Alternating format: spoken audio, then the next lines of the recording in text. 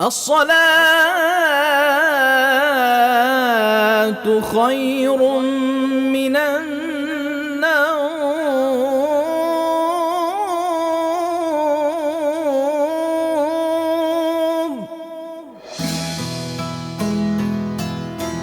রাজনীতি আমার কাছে শুধু ক্ষমতা নয়, এটি একটি ইবাদত, মানুষের সেবা করার মাধ্যম। প্রতিদিন ভোরের এই প্রশান্তি আমাকে মনে করিয়ে দেয় আমার দায়বদ্ধতা শুধু মানুষের কাছে নয়, সৃষ্টিকর্তার কাছেও।